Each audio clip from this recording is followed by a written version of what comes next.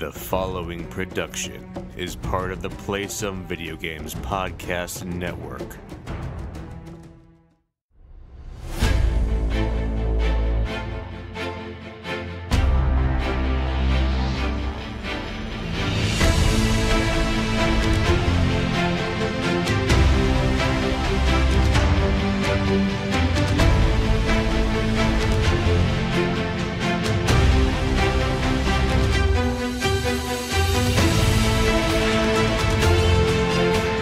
Greetings, superheroes, and welcome to Bored with Video Games, the gaming podcast that strives for the right balance of coverage for games you play on your table and on your television. You can think of us as the Batman and Robin of gaming podcasts.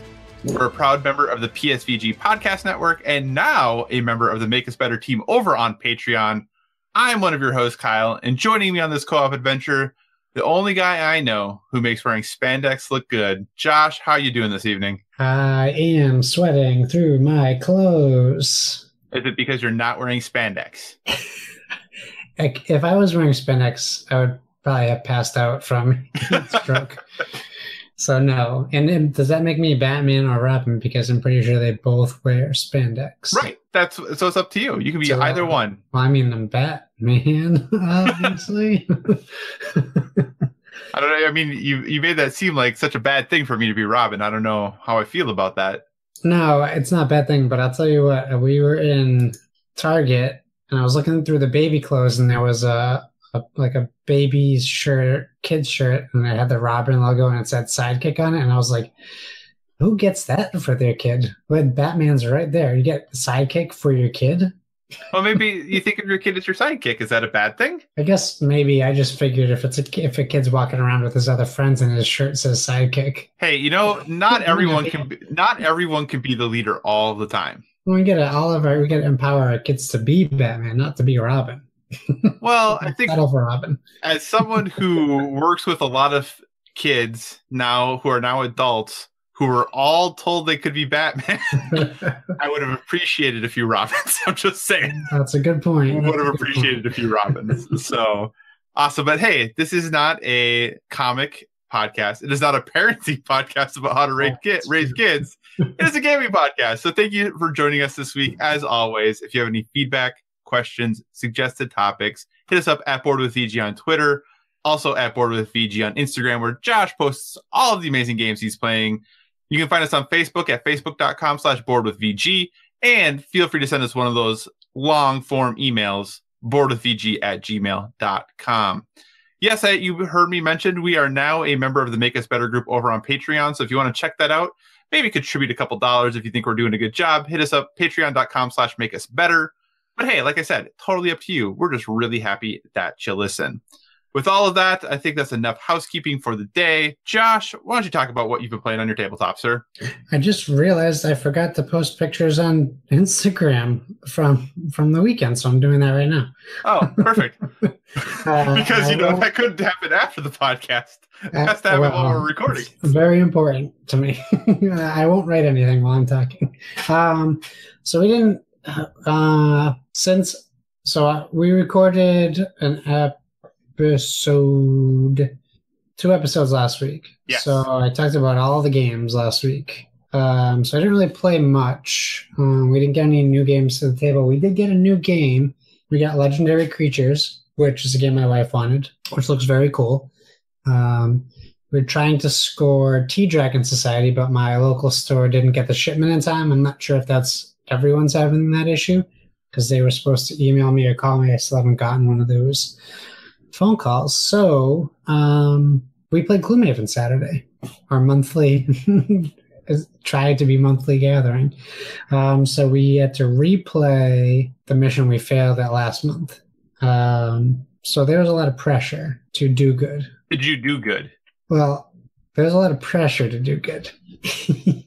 So I don't know. I know I talked about Gloomhaven, but I don't know if I talked about the structure of the game. So for my board game, I'll talk about how it gets going, and I'll talk about what happened to us.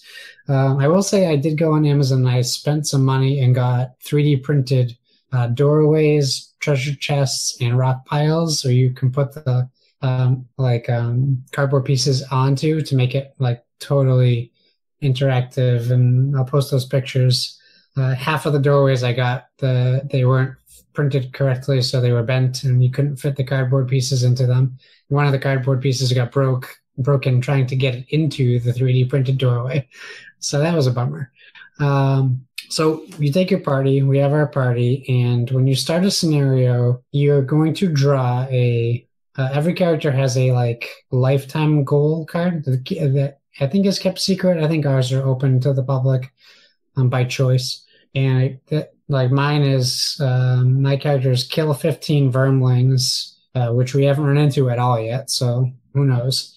And then you open a chest, like a locked box. So those are one of the things that you always have going on. And at the beginning of every scenario, you draw 2 cards. The name I forget what they're called, but essentially it'll either have 1 or 2 check marks on it. And check marks are what go into unlocking perks. So every 3 check marks, you unlock a perk. And you have a list of your character's specific perks on his card. And as soon as you get 3 check marks, you immediately unlock a perk, which is good. That's how you level your character.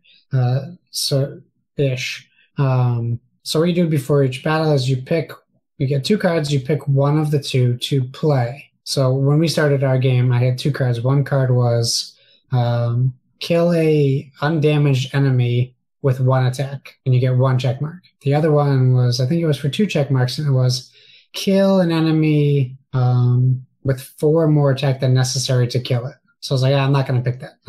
That seems crazy at the moment.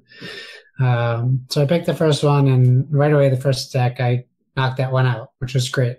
The first guy I killed, I used some powerful cards, took him right out. The problem is when you use powerful cards, you might not get them back. So that was the challenge. So as we go through, you have a set amount of turns. It's 12 turns, and we are fighting a boss in this dungeon, as we did last time, and he killed us last time. He runs around and opens doors, and to complete the scenario, you have to kill every visible enemy. So every time he opens a door, the creatures hiding behind the doors are now visible. Is there a creature behind every single door? Yes. That's great. There's multiple creatures behind. So there's no chance of being like, we got lucky this time. Right. Well, you get lucky because when you draw from the monster's initiative, it tells you what their attacks are. And the only way that the boss opens a door is if you draw initiative as special 1, I believe. There's special 1 and special 2. Then he has regular attacks. So if you draw special 1, that's when he opens the doors. The first time we faced him, and it has like a reshuffle logo on it. So certain cards have reshuffles. So you could potentially keep seeing those, and we ran into a bunch of those. So we got down. So one of my buddies can summon rats to fight alongside of us. And they move, but they only move 1 tile per turn. They have a pretty decent attack. We get down to the very last turn. The very last attack needed to be a success. And it was the rats that did it because we all took our turns on one last creature. And the rats got a +1 modifier, which killed the creature for us. If it didn't get a +1, we wouldn't have won. So we won literally by the skin of rats' teeth. But you won. But we won. That's great. It was incredible. We didn't unlock anything super. We unlocked 2 new locations to go to, which is awful. Who cares? We already have places to go. But we're going to go back to town and regroup and buy some items. And, it's a real departure for me in games. I think I talked about it a little bit on the Gravity Warfare podcast. And it's a nice challenge. I enjoy the game while I'm frustrated sometimes. And it's definitely a game that if I hadn't spent as much as I did on the game, I might not put so much of an effort into playing. Not that it's a bad game, but it's just way out of my wheelhouse. Right. And like spending 6 to 8 hours on one game when I know I could play 4 games in that time, typically I would choose the 4 games. Right. But other than that, I'm loving playing with my friends and spending quality time with, the same people every time. So it's still great. And someday we'll soon own the Broken Token organizer for that game because it takes an hour to get the game set up every time. Do you think, because I know you said this is kind of like a monthly thing you're trying to do you think you will continue doing this monthly? Do you see that happening, increasing slightly, decreasing slightly? How do you think your Gloomhaven experience is going to continue moving forward? So as long as our lifestyles don't change around it, I don't think we'll be able to get more than a monthly, because one of the guys, he works nights and he has a kid just like, that's only a couple months younger than mine. So if anything, it will get more hectic. Right. I would like to keep a month, and it really depends on how my wife feels about it, how his wife feels about it. And, my other buddy, he's fine. Like, it's his house. He at the drop of a hat, we could just go over and play it if we wanted to. So he's always yes. Gotcha. But yeah, I mean, I'm seeing it at more stores now.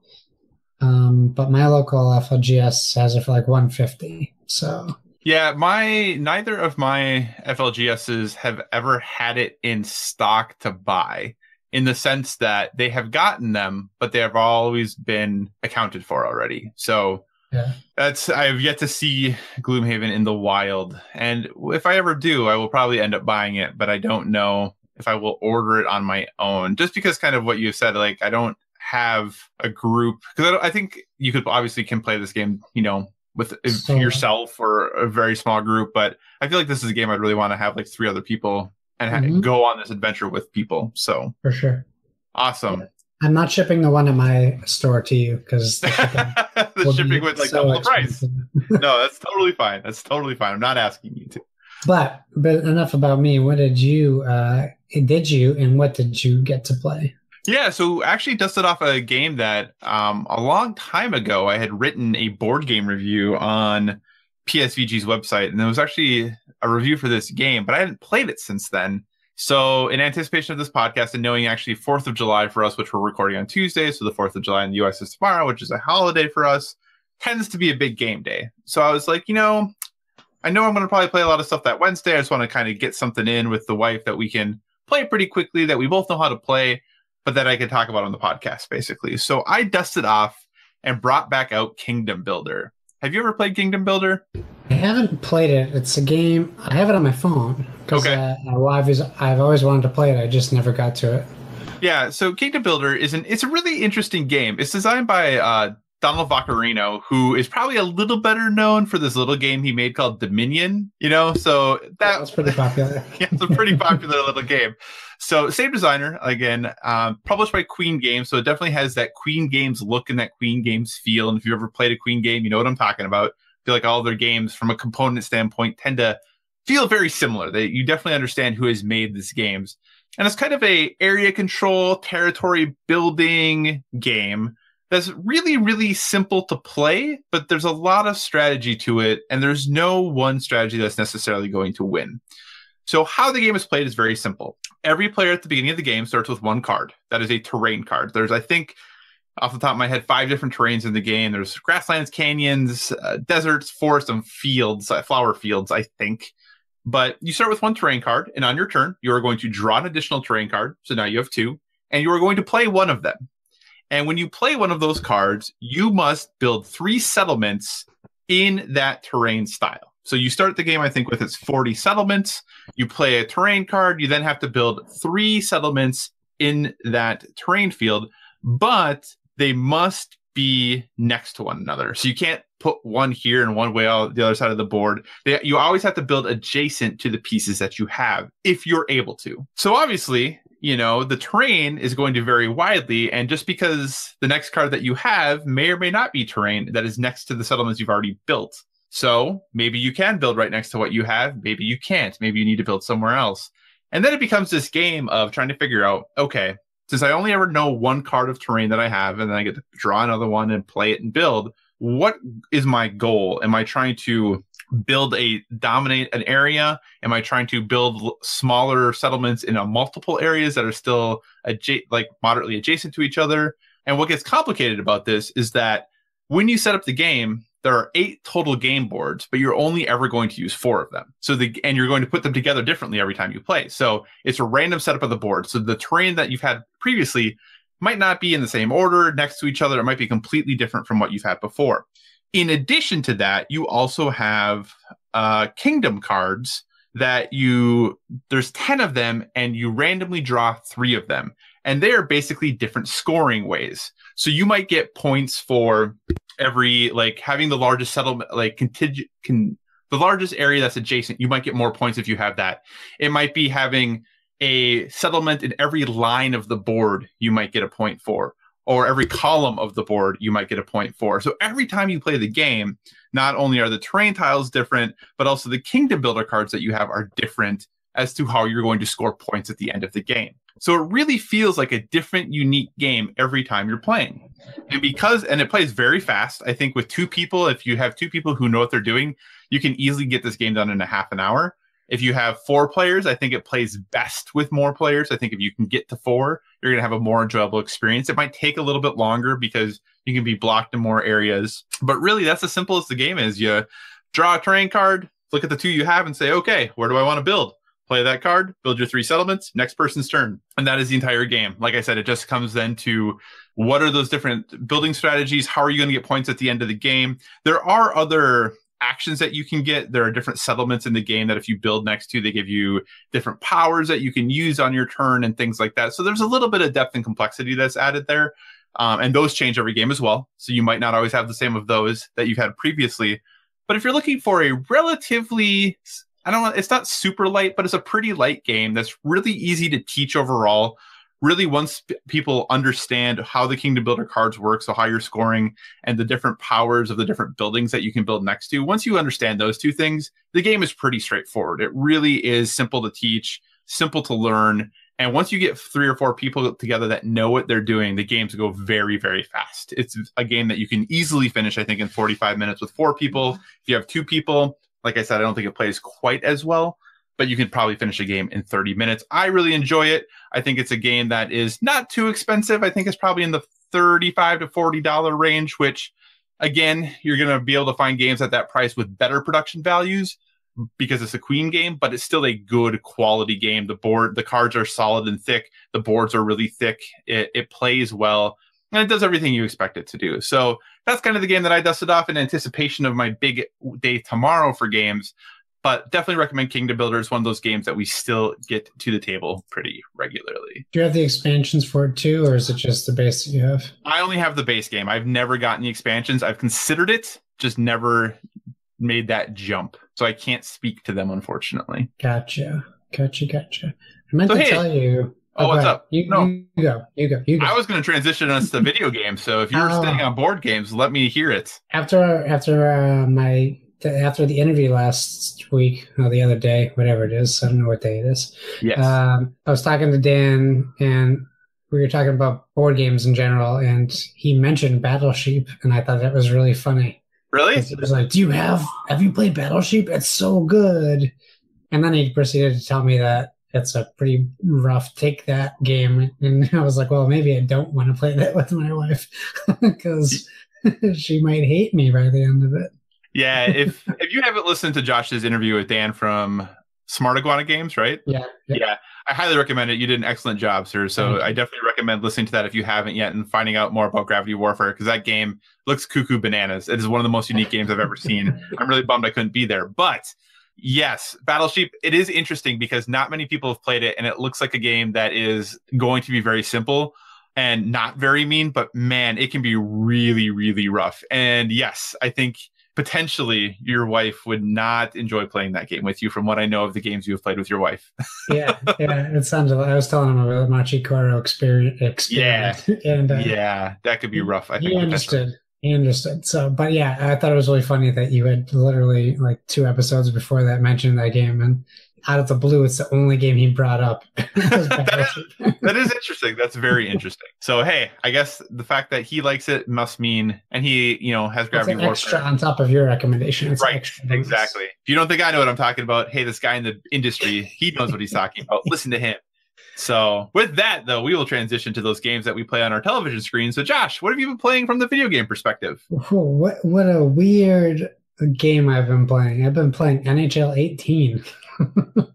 Never did I think I would be playing this game, but Not one to back down from communities trying to play together. Our very own Coach Mo has his own hockey league, and he was trying to get people to join, and Sean Capri is one of them. So it's me and Sean Capri and Coach Mo in a hockey league in NHL 18 under PSVG and out of all the things. And it's been surprisingly awesome. I haven't played a hockey game since like PS2, maybe NHL 96, something like that. Whatever was going on then. I like hockey. It's just not for not wanting to play it, but just usually it's a game we'd play couch co-op, and that's kind of been erased from most stuff these days. So the only person I see every day is my son, and that's pretty much it. So that's also a problem.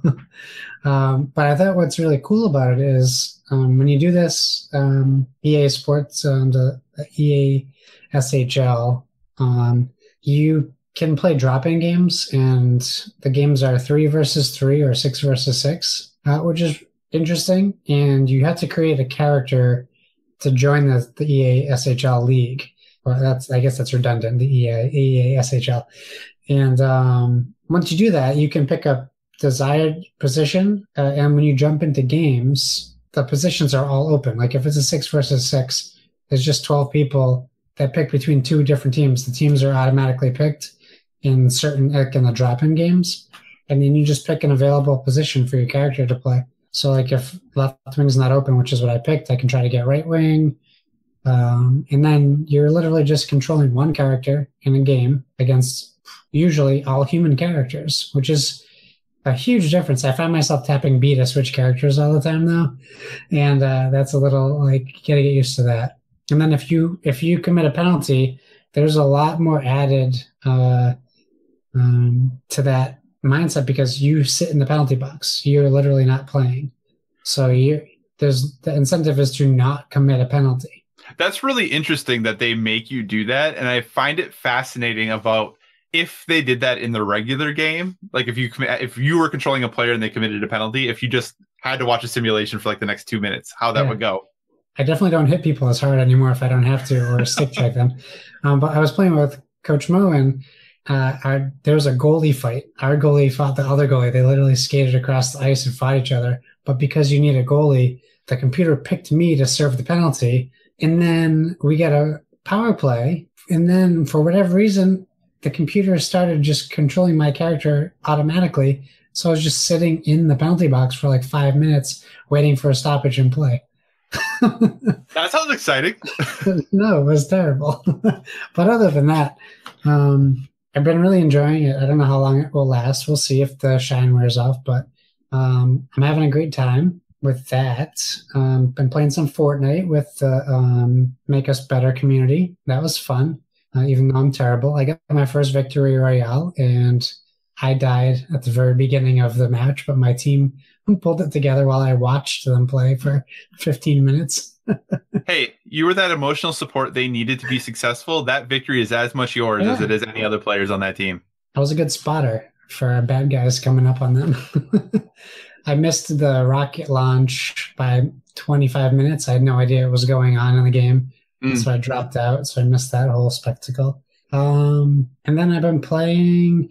I downloaded some of the Prime games that dropped today. I tried Cube 2, which is like a Portal game, like essentially so far. A couple of the fighting games. And then I just wanted to quickly mention, still playing Grand Theft Auto 5 with Lucas from Fluxtapose. And I feel like so out of it because I had no idea you could do this. But so in GTA, there's races you can do to like level up, and we did one last week and it was terrible. But he picked another one this week, and like the Crew 2 just came out yesterday. It was today. It was the Crew 2. We were driving cars. They turned into planes. Then we flew around, and then we were boats. And then we raced on the boats, and then we were playing again, and then we were cars again. It blew my mind. It was awesome. It was incredible. The only problem was the race was a lap too long. It was like 6-minute lap, and there was 2 laps. Oh, gotcha. If it was just 1 lap, it was phenomenal. When we were done, I told him, I was like, that was incredible. I didn't even know that was possible. So, and you can, the game looks great even on my computer is definitely not running it at full spec. But I guess that's why the load times are so unforgivable. Now they're a little bit more forgivable because waiting 15 minutes for a game to load is a little bit much. That is a lot. That is a long time. Yeah. But then there's no more loading. So if you're playing for 4 hours, you're pretty much not loading. Just when you reload, like when you respawn, it's a very short 10-second reload. But that's what I've been playing. Nothing to write home about, but enough to keep me entertained. What about you? So I have a couple things that I've been playing. One of them, I have been playing Lumines Remastered on ye old PS4. So have you ever played Lumines before? I have it. I still have it for my PSP. Okay, exactly. So back in the old PSP days, Lumines was an amazing game, and it still is an amazing game. But I'm struggling with the same thing I struggled with it back on the PSP. And it has nothing to do with the design of the game, anything like that. I think the game is a really cool puzzle game that is really interesting. If you're not familiar, basically what you are doing is you have blocks, and when you drop them, there is a kind of a, I don't know what else to call it, but there's a track that goes across the screen from left to right.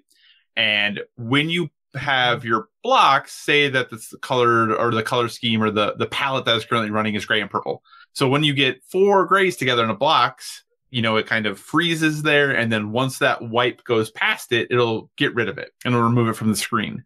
So it's kind of like Tetris, but instead of trying to make lines, you're trying to make blocks. And you can spin them, move them all across the screen, all of that good stuff. So that's what Lumines is. Really not that complicated to explain, but for some reason, and this is the same problem I had with it when I played it on PSP, I can never get my mind around the fact that I'm trying to make blocks, not lines.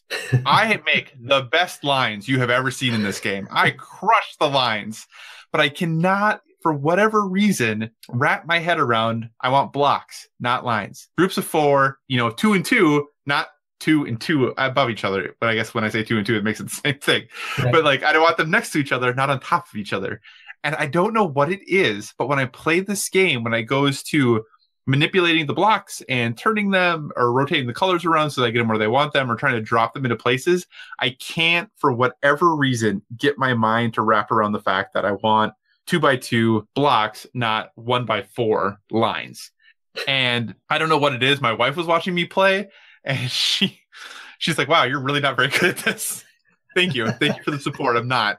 But I love the game. I think it's so fun. I really enjoy puzzle games, and especially I'm a big Tetris fan, and I think that's partially where the mind melding block comes from, that I can't get past it. And I think I just really like symmetry. So when I'm, have 2 different colors, I want to line them up very nicely all over the place. So that's Lumines Remastered. It's really inexpensive. I think it's $15. Definitely worth playing if you enjoy puzzle games at all. I do think it is one of those, I don't want to say standout, but I think it is a puzzle game that if you enjoy them, it's one you should definitely play. So I recommend it. Like I said, it's not very expensive. The music for it's pretty great. The cool thing about it too is that it kind of just switches through these different palettes and these different color schemes or these different skins, depending on how you want to look at it. And everyone has some that they like and everyone has some that they hate for no good reason. There's not this thing is significantly better or worse. It's just that for whatever reason, that palette doesn't work for you. And I think that is one thing that's really interesting about the game too, is that for a lot of people, they're totally different. And things that some people hate, other people love. And it's just a really interesting way to look at the game. So Lumines, definitely recommended if you're into puzzle games at all. Check that one out. Now, another game I've been playing with my wife is we have been playing Lego Incredibles. Nice. Now, the wife is a big fan of Lego games in general. I think they're fun too. I think she likes them because she likes doing all the odd, weird things that the characters could do. I think the sense of humor is actually kind of funny. But they get a little bit repetitive, but overall, I still enjoy them. And it's nice that it's something we can do together and that she likes to do. Now, the Lego Incredibles game I was excited about because I like the Incredibles movie. I think it's really great. I was really looking forward to the sequel. So I was excited to play this game. The one thing they do, though, in this game, and it's a pretty traditional Lego game. There's nothing that they're doing here that's super revolutionary. It's definitely in the new model of Lego games, though. Open worlds that you have to go do these missions and these things. You have to go find things, but you're running around in an open world until you go to a story mission, and it takes you to that story mission, and then you finish up. Now you're back in the open world again, kind of running around. Very much the current way that Lego games happen. So there's nothing super revolutionary happening there. there is a couple interesting things that for it being an Incredibles game, it's almost more of a Pixar game because there's a lot of characters that you unlock that have nothing to do with the Incredibles. Not going to spoil any of those characters, but if you just think of any Pixar property, you probably will get one of them correct as far as characters you unlock, which is fun. Like, it's a cool little nod to things. It's kind of fun because we're probably not going to get, clearly, apparently, we're not going to get Lego Finding Nemo. So they didn't have like enough Incredibles like content. They needed to make sure they included all these other characters you can play as. I mean, kind of, right? Because, you know, when you play the Lego games, you have, you know, 100+ characters that you're unlocking. And very, very often, you know, you're unlocking security guard number 2. Yeah. And, you know, and things like that. So and they still have a little bit of that, but rather than having as many of those that they do, they filled it in with a lot of the other Pixar characters. So I don't think it's necessarily bad. If I'm Frozone and I'm running around with Sully, I'm going to be pretty mad.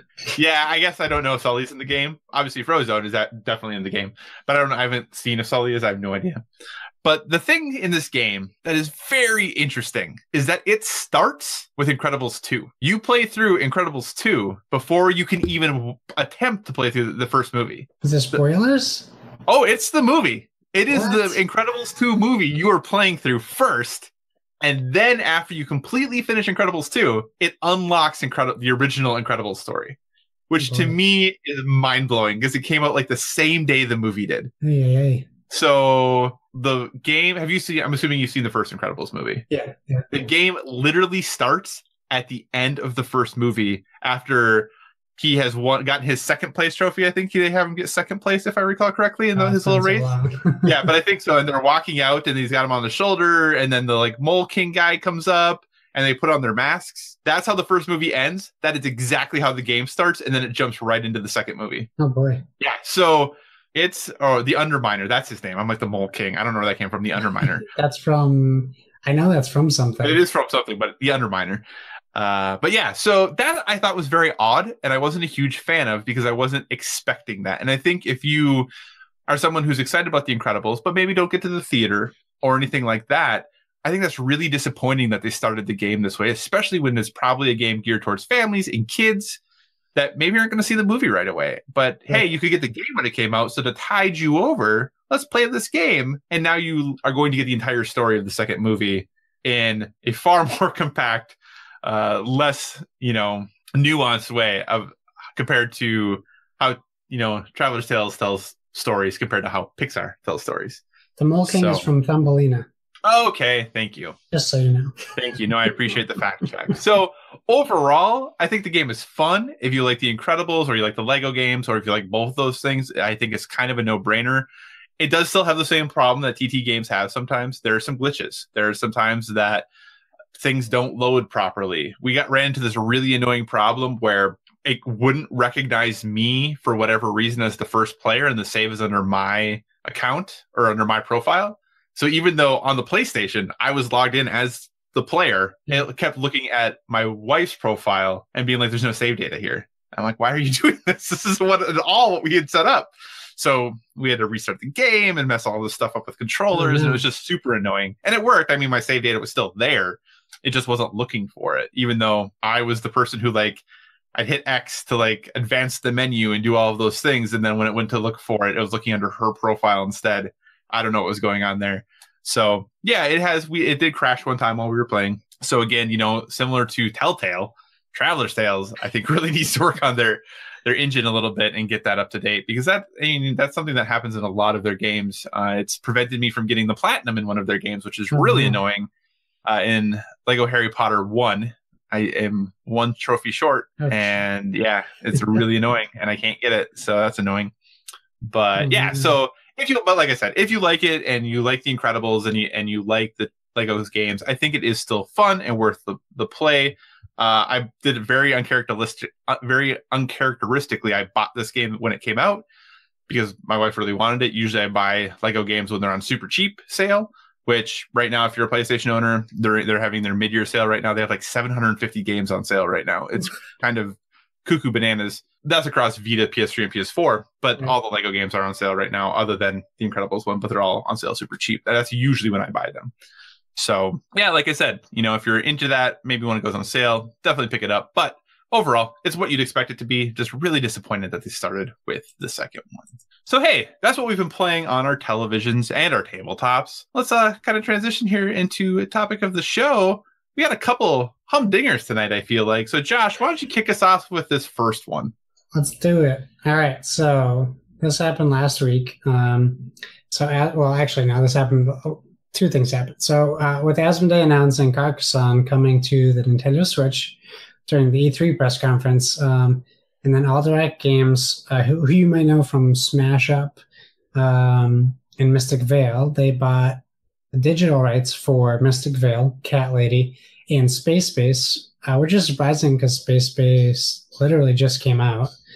We're going to talk about a few games we would like to see make the digital leap, whether it be console, PC, or mobile.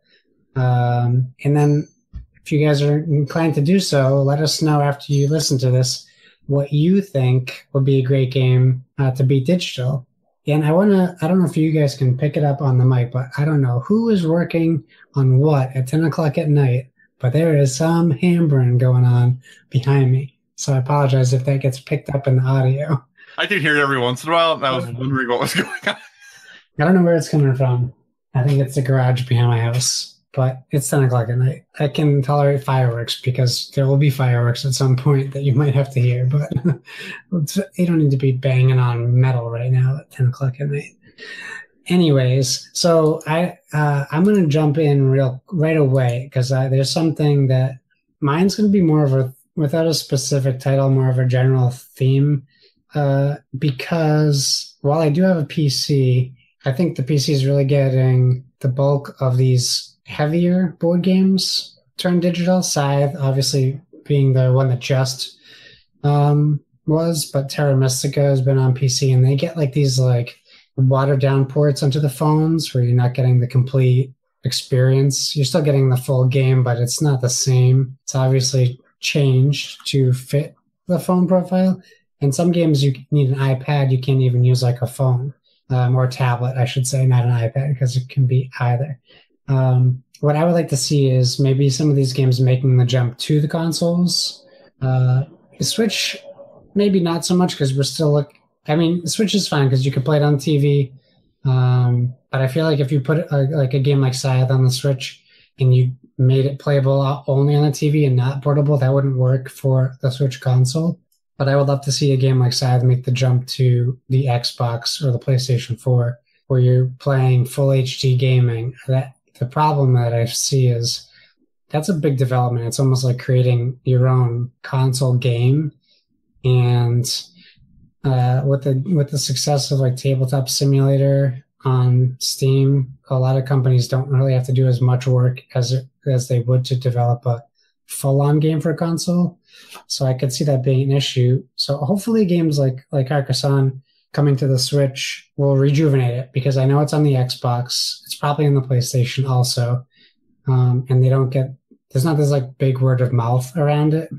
Even Ticket to Ride was on the 360 and probably on the PlayStation 3. So people don't talk about them too much. I don't know if that's just the case of they were out before the big board game movement digitally, so it was kind of left behind and people didn't realize it was out, or what the case is. But like, I ordered my Steam Link during the Steam sale, and I'm just excited to play Tokaido on my TV in big screen mode to see what that looks like, because it's so beautiful on my phone, but it's so small. It's really hard to appreciate the amount of work that goes into it. So that's my long-winded answer for my long-winded first answer. What about you? Do you have a specific game, or what are you thinking? I am going to have a very strong theme as we go through this, and we'll see if you can pick up on the theme as we go. So the first game that I really want to see made its way digitally, whether it be an app, and I'll be honest, I tried to double check all of these. I don't think there are apps for any of these currently. So if there are, my apologies. Feel free to correct me. But one game I would like to see turned into an app, but also more into just an actual little more robust game. And I think it would fit, on consoles as well. I would love to see Dead of Winter make that jump. Nice. Dead of Winter is a game I really love. I want to play it all the time, but it is really fiddly to set up, and it's not super great with two people. You can obviously play multiple characters and you have multiple people in your party, but it's just a game that I enjoy playing with more people. And I think having a way to play with other folks online, or even, you know, I guess you could do something like Tabletopia or something like that, but just really having another way to connect with others, or even have an AI help you out, I think that would make that game far better. There is an app in general for Dead of Winter, but I believe that only handles the Crossroads cards in the game. So it's not an actual version of the game that you're playing. It literally just kind of handles that Crossroads mechanic. I think it allows you to create other Crossroads cards, maybe download ones from other people. I could be making that up. If it doesn't do that, I feel like it should, because I know that obviously Plaid Hat has done Crossroads card competitions and things like that in the past, excuse me. So that is a game, like I said, that I would love to see a really robust, in-depth app for, just because I love Dead of Winter. But with how fiddly it is, I just never get it to the table as often as I want to. So that is a game for me I would love to see that way. What is another game for you, sir? So I left it out of the beginning, but we're also going to see Ticket to Ride making its debut on Sony's PlayLink, which is another huge announcement, I think, in terms of that. So what I would love to see is more games under the PlayLink developer kind of aspect. So like code names. That'd be good. Great. So for people who don't know what the PlayLink system is, they have games like Hidden Agenda and That's You, which was given away for free, I believe, for PS Plus months and months ago. But essentially it's the ability to use Bluetooth on your smartphones to interact with games on the PlayStation. So Ticket to Ride will allow you to look at your cards, so that I believe only the board will be on the screen, so you're not seeing other people's cards. So with games like Codenames, when you could set up teams like a system, I haven't played Jackbox, but I'm assuming it's very similar to how the Jackbox thing works. But there's besides not just Codenames, games like Hidden Agenda, Resistance, Secret Hitler, all these kind of games that would make awesome ports to the PlayLink system. I'm gonna let you hear that. Oh, he's really going at it. Games like that, I would love to see that on like an Xbox adopt something like that too. But I think Sony's killing it with the potential for what PlayLink could be. I don't know that they're advertising as much as they used to be. Yeah, they're at E3. They did a blog post or a presentation like during their post E3 stuff. It wasn't in the presser or anything, about a whole new list of games coming to PlayLink, and they're all on that midsummer sale right now, or mid-year sale right now. Pretty much every PlayLink game is on there, pretty inexpensively. So I'm guessing maybe it hasn't had quite the impact they were hoping it was going to. I think the one downfall, from what I understand, is that. And I only own one PlayLink game. I own 2 PlayLink games right now. But you have to download individual apps for each game. Yeah. Whereas, Jackbox, you just go to a website, plug in the number, and you're in. So, Nice. So Jackbox is just much more convenient as far as that goes. I think the PlayLink idea is cool, and I hope they keep doing with it and working with it and experimenting with it. I think just having all those apps and having people download those apps and be on the same Wi-Fi network is a little more complicated to make that happen than maybe what Jackbox is doing. Gotcha. Yeah. Well, Jackbox is on my list too, so I want to get that too, because there's a lot of games similar to what that would be like. But yeah, I mean, it's tough to justify. I'm like, well, Codenames, it's pretty easy to travel with, so it's not an excuse of not wanting to bring a box with you. But I think sometimes when you're looking at digital games and stuff, it's some people feel less resistant or hesitant to play because it's not a card game or a board game. Some people just have that like aversion to it. So maybe that digital aspect would help with that. Because my parents love that heads up game on their phones. They look like dummies playing it, but they love it. Why not make that a Codenames game? Yeah. So yeah, that's what I was thinking. And you, sir, what do you got next? So for me, my next game is a card game that I enjoy. I'm a big fan of card games. I'm a big fan, as I've mentioned before, I played a lot of Magic back in the day. Got really expensive, so I kind of stopped playing that. But then I played video games and board games, so it's not like I guess that I'm still spending all that money, just in a different place. But for me, the game that I would really like to see a digital version of, and it seems like every game right now has to have its digital card game. I would love to see Ashes: Rise of the Phoenixborn, also from Plaid Hat Games, as a digital game. Now, the one downfall to this is that the art in this game is spectacular. So it's really cool to hold these cards in your hand. see what you have there, like really, take in the art that is this game. And I think you lose a little bit of that when you go to a digital version. Like, it still looks nice and it can still look good. But I think that maybe the appreciation level for art in general from a static card game isn't quite the same. But I think that Ashes Rise of the Phoenixborn does a lot of interesting things that you don't see in many card games. It does, and I think the thing that's the coolest thing it does is it lets you pick your first hand. So you get to pick what 5 cards you want to start with in order to start this card game. So I think that's really neat. I think that's really cool. As someone who played a lot of Magic, and you'd have to mull and be like, oh, I'm gonna start with my 7. Now I'm mulling to 6. Now I'm mulling to 5 because I'm just not getting the hand I need to make this happen. And some would argue, oh, well, if you deck build correctly, it won't matter, et cetera, whatever. I just really like the fact that you can kind of have that first hand and you are able to always step out in a good place. You know exactly what you're going to have. You kind of can begin your strategy from square one. Whereas, when you play those other games where you're drawing random cards, it's like, well, I got to kind of figure out what exactly I want to do. Am I going to get exactly what I need? I just really like the fact that Ashes lets you do that. And it's just a game that, again, I love these styles of games. My wife does not. I just want to be able to play these games against people. And I think that Ashes Rise of the Phoenixborn as an app or on, console would be a fantastic addition. Because from what I could tell, Plaid Hat's not big into apps. No, I don't see any Plaid Hat apps, I don't think. Yeah. So, yeah. Oh my God. Do you think that's a good list? Do you think we should add more? I can do one more. If you can want. do one more as well. So why don't you do your one more and I'll do my one more. All right. So, if you look at the link from the Dice Tower News, they also mention Nomad Games, who I'm not familiar with. They're bringing Smash Up, Talisman, and Fighting Fantasy Legends to Switch and PlayStation 4, which I think is pretty huge.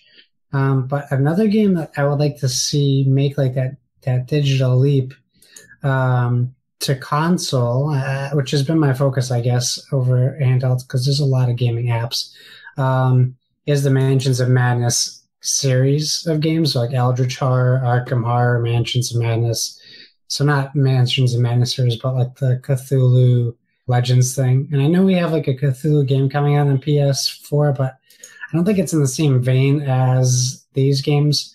I would like to see a game where you're playing it more in that like Dungeon Master-esque kind of scenario where it can be like Evolve is like, well, a more successful Evolve, where someone is controlling the house and it's online. So like Kyle's in his house and he's playing the house. And then it's 4 guys from Make Us Better playing as the investigators.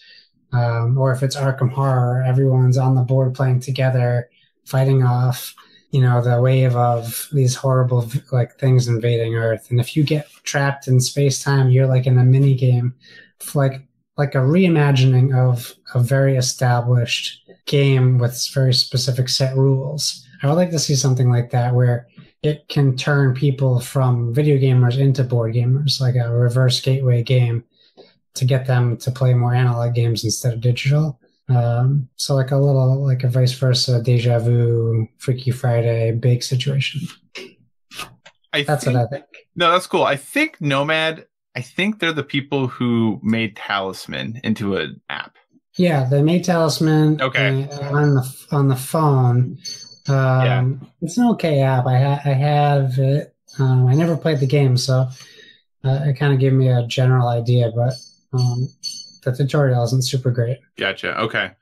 So yeah, the final one that I have is one that I think could be done in a couple interesting ways. And hey, guess what? It's another Plaid Hat Games game. And that is actually Stuffed Fables.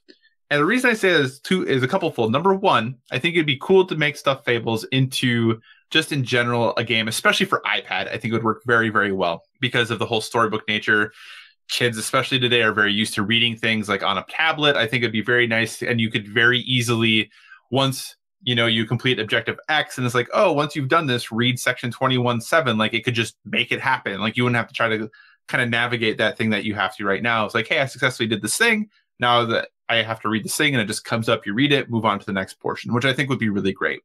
The other way I think that Stuffed Fables might be interesting, and this is a little sketch, and I think it'd be very nerve-wracking for a lot of people, is that potentially turning the iPad into the actual board. Yeah, I was thinking that while you were saying where you it. still use the miniatures, but that way, think about how easy it would be to do expansions. That you could just have the iPad be the board. You can still use the pieces that you have and place them on your iPad, which I know is probably going to be scary for a lot of people. But if you have a screen protector, you'll be okay. We're not asking you to roll dice on it. Just place your characters on there and do all that. I think that'd be a really cool way to do it. You could add some cool animations that way. I think that would be kind of a neat way to make a hybrid between the storybook adventures they have now, which those books are very cool, and I would definitely take more of those books, but as a way to maybe do smaller adventures or as a way to explore different storylines that you're not certain how well they're going to work and maybe kind of give people a taste, or as a way for people to design their own. I think using that as an app on the iPad would be a really cool thing that Plaid Hat could do. Yeah, for sure. That would be very, and maybe you could even paint your figures in the app. Oh, that would be really cool. That's an excellent idea. Yeah. Very, very cool. All right. Cool. So, hey, those are the board games that we would like to see made digital. Let us know what board games you want to see made digital. We love to hear what we missed and how your ideas are better than our ideas. But with that, Twitch Prime recently announced their quote-unquote free games for the month of July. And if you are a Prime member, you are not getting 2 or 3 or 4 or 5 games. No, you are getting 21 games this month for free. Yes, 21 for free, as long as you keep your Prime membership. Now, these are being spread out through the month. You can't go get all of them today. I think 3 of them are available right now as the time we're recording this. So they're going to be slowly rolled out throughout the month. And this is just one more way for Amazon to celebrate Prime Day, which happens in July. So don't expect the trend of 21 games a month to continue, I don't think. Right. But definitely a way for them to kind of hype up Prime Day and what they're doing. But with all of this free games that they're doling out, and we just recently had the PS Plus announcements for July and the Xbox Live Games with Gold announcement. I was going to say Xbox Live, the Games with Gold announcement for July. And with all the subscription services that are out there, you have Prime, you have EA Origin or Access, you have Hundle's monthly thing, you have Game Pass, you have PlayStation Now, you have all of these ways that you can either pay a 1 yearly fee or a nominal monthly fee and have access to a whole large gaming library. Josh, are we getting to a point where it really doesn't make any sense to buy games anymore? Well, yeah, no, we're coming to a point where we can't afford all these separate subscription services, which is, I think, the bigger problem. It's a great problem to have, right. We've seen it with a TV model, and I think it would be hard to find someone who has everything right now. Oh, yeah. Like CBS All Access, Netflix, Hulu, Showtime, Stars, HBO, they're all like separate streaming services. So it's a good alternative for sure. For someone like me who has Prime anyways, it's a no-brainer. Right. But it's $100 a year. Mm-hmm. That's and it's probably going to go up because Amazon can keep raising their prices because everyone uses it. Everyone is committed now. Right. And it's worth it for the shipping alone, to be 100%, to be totally honest. It is. And then you get TV shows and movies and right. And probably games. And probably counterfeit board games if you order them from them. But hey, no big deal. Yeah, they'll take them back though. They do. That's true. They do take them back. I think it's a great problem to have. I think that the thing that I don't necessarily love is how you're locked. So PlayStation and Xbox, you have to have this service to play online. So you're not subscribing to it necessarily to get free games. Like it's like what they would consider a perk to their online service. Right. So, that gets muddled in the verbiage and what's the intent and all these kinds of things and where will that go? Right. It's definitely a value add. Like, I don't know. And maybe there are people who subscribe and don't play online, but I feel like that's a very small number of people. Right. And then you look at like EA Origins, like the thing they just announced, it's like $100-something a year to get the access to the new games. Right. When if you have EA Access, which is $30 for a year, you get 10 hours of those new games anyways. Correct. Like right off the bat, 5 days before the game comes out. So, do you think there's any chance that changes once the premium service rolls out? I think if it's not successful, they might try to change it so people start paying for the Origins bundles. But right now, Access is only on Microsoft. So Right. that might be a thing that Microsoft has more control of than we know. That's very possible. Might be why it's not on Sony right now. Yeah. Who knows? Or, it's Sony making poor decisions. We don't need to get into that because no matter what our stance is, we're going to I'm a Sony guy and I said that. We're going to get in trouble from somebody. I am a huge Sony pony and I still said that. So, well, when Todd Howard comes out and says something negative about Sony, you know that there's a problem. So that was a big thing. Anyways, we're not here to crap on Sony, but they really could restructure PS Now. They could compete a little bit more if they went with the downloading option. So there's a rumor of that coming in September. That would be huge for them. There's a rumor of that coming in September. I think the rumor also says it would be limited to PS4 games because, again, the ability to do PS3 emulation is extremely challenging, henceforth why they want to run it elsewhere. So, self-processor was probably a bad idea. Yeah, well, you live and you learn. Yeah. We could have had a cloud gaming Xbox One that would have been gone by now. Hey, we're going to probably have a cloud gaming Xbox too. So, we'll have a cloud gaming PS5 also. Right, indeed. So what do you think on this? And do you think it's oversaturation like I do, or are you a huge fan? What are your thoughts on the whole thing? I think the thing that's interesting is that you have a lot of places that are competing for your dollars, right? Nintendo's online program is going to be rolling out soon. It's not here yet. I right now subscribe to, I'm a Prime member and I don't PC game, but I still download all of these games. Like I have them. I just never play them because I never game on PC, but I have them. And obviously I have PS Plus, I have Xbox Live Gold, I have Game Pass, and actually I currently am a PlayStation Now subscriber as well because I got it for $40 last November for a year. So nice. Yeah, so I'm kind of in a lot of these different ecosystems. I think the thing that's hard about it is it gives you a lot of choice, which is exciting. And as a gamer, we always kind of want to game where we want to game, and we want to have that ability to choose what we're doing. I think there's almost too much choice, though, because I often can't decide what to do or where to do it. So I look at, Game Pass. Cool service, really exciting that you're getting, the Xbox, first-party exclusives day and date. I played Sea of Thieves for 3 or 4 hours. I played State of Decay for 3 or 4 hours. That's it. I got to play them, which I'm really glad that I had that opportunity, but I don't feel an investment necessarily in them because I can just kind of play them whenever. So there's not this, I made this investment in this game that I want to now sit down and dig into and enjoy and play because it's just kind of always there if I want it, right. And I think that sometimes is, I don't want to say the danger because I think it sounds bad, but like when you don't feel like you paid anything for something, I feel like the investment or commitment in that thing might be sometimes a little less, like when I got God of War, I wanted to sit down and play God of War. Now, granted, I think it was easily worth the money. I think the game was spectacular. So I think that maybe isn't a perfect example, but since that wasn't part of a service that I'm in, like, meh. When I look at the games that I have and I look at either the Game Pass games or the PlayStation Now games that I can play or the free games I download or the subscription games that I download to make Donnie happy on Games with Gold or PS Plus, those are almost always on the bottom of my list for games for me to play. Not because I don't think they might be good, not because I don't think that they might be great even, but because I just got them for not a lot and I really wasn't super highly anticipating them. So I'll get to them when I'll get to them.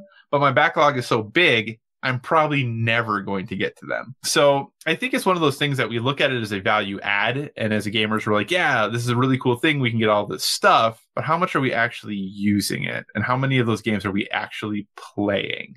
Right. So, I look at as you are well aware, when we started sharing PlayStation accounts, how big is my digital library? Huge. Yeah, it's huge.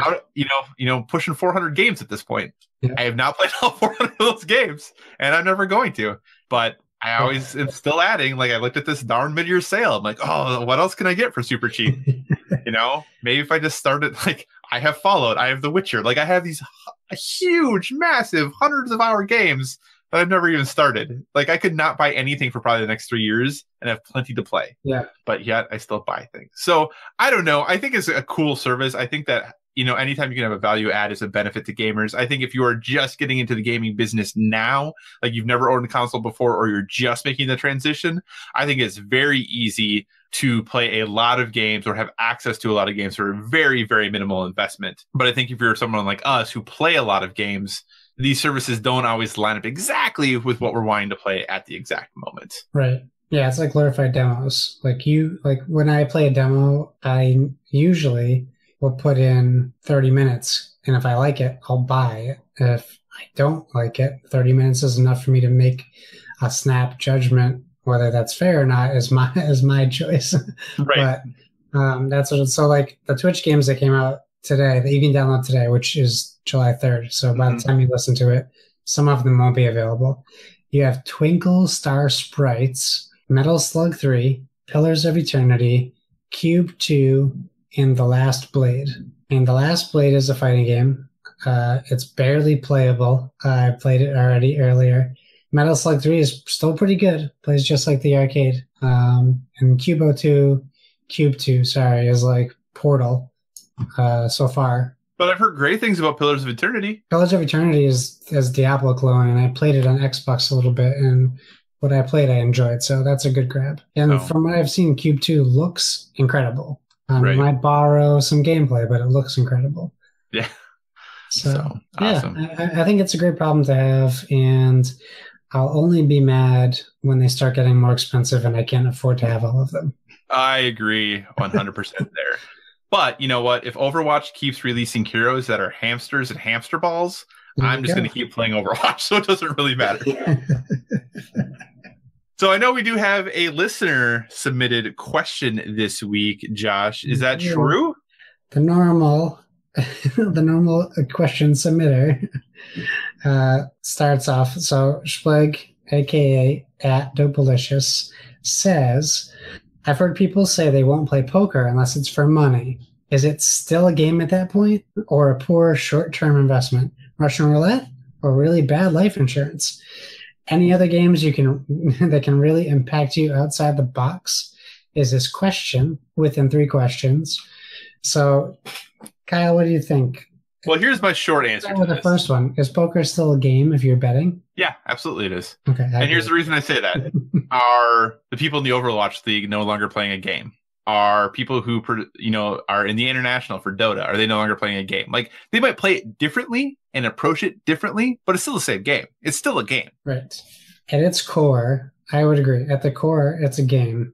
What people do to it after it is a game can alter it, but if you look at poker on its face, it's a game.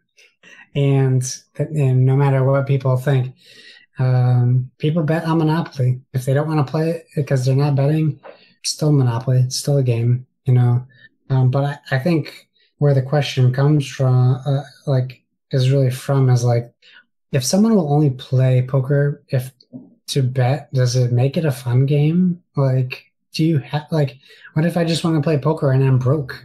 Like, I can't play poker because people will only play if you're betting money. I guess it kind of removes the ability for you to play that game if you're in a situation where there's one deck of cards, 5 other people, and they will only play if you're betting. Sure, but I think don't we put parameters like that on a lot of games that we play? Back at I'll only play Halo for playing shoddy snipers, or I'll play Overwatch, but only if we play ranked, or people put parameters on the games that they play all the time. I think the money thing maybe makes it feel less, I don't want to say less pure, but less like a game and more like I don't want to say job or hobby or anything like that, but I think that definitely probably makes it feel different, but I don't necessarily know that makes it no longer a game anymore, because like I said, I think we put parameters on the games that we play all the time. Yes. Also, Russian roulette, if you play Russian roulette and you die, you don't get a life insurance policy. That's true. So it is really bad life insurance because there's 0 life insurance. Yes. Don't play Russian roulette, kids. That's bad news. That to me, I'm not going to get into the discussion as to whether Russian roulette's a game or not. So what's the last question?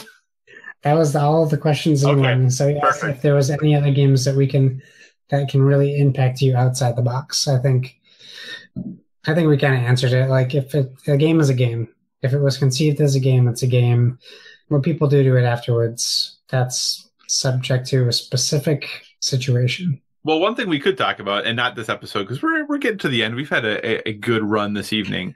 But one thing we could talk about for a future episode is the World Health Organization and their classification of gaming addiction and things like that. And talk about that impact, about when it comes to, what does gaming mean in that scenario? We talk about this thing being a game. what other impacts does it have? I think those things are a perfect example. There are a lot of groups who, are saying that no, they don't agree with the WHO's, and it's not just ESA, because the ESA came out and said, hey, this we don't think is good. But even I think the American Psychiatric Association and a couple other groups that I've come out and been like, we don't know if we agree with this WHO classification and how this is all going to work. So, potentially a topic for a future show that we can talk about a little bit more. But if you want to hear about that, or if you ever have any questions, remember, you can always hit us up at BoardWithVG on Twitter, or send us an email, boardwithvg@gmail.com. We love to hear what you guys are thinking about and what you want us to talk about.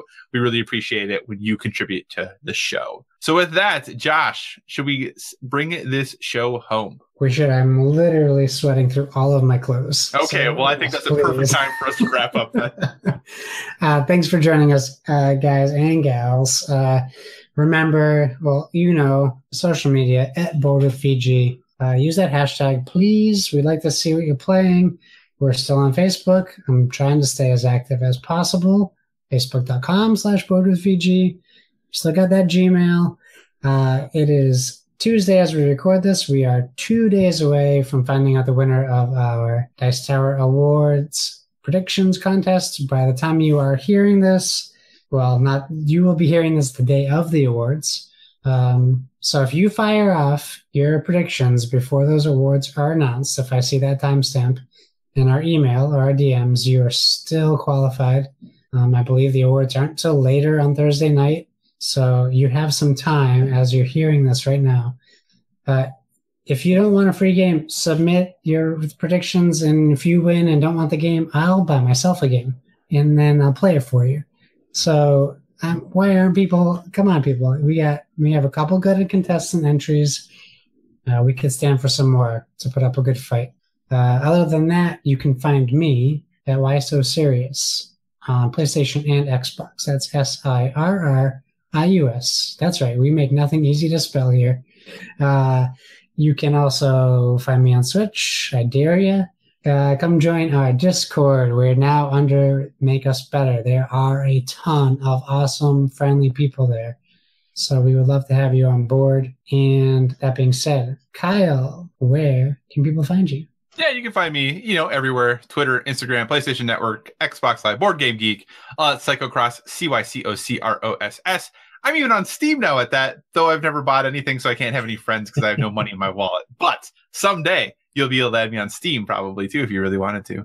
Again, we're really, really happy and really proud that we're part of the Make Us Better team over on Patreon now. So go ahead and check them out. They have a lot of excellent podcasts over there that they're doing as well. So if you're interested in some maybe more specific podcasts covering a very specific topic, especially if it's maybe Nintendo related, they can definitely help you out over there. So check them out. Check us out there. And like Josh said, definitely join the Discord. We're having really great conversations on that Discord.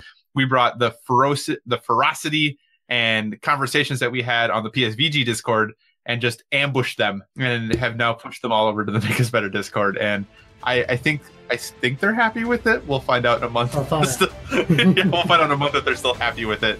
But again, hey, thanks for listening, everyone. We really appreciate it when you tune in. Again, if there's anything you want us to talk about, discuss more in depth, reach out to us on the social medias. And remember, everyone, whether it be board games or video games, never stop gaming.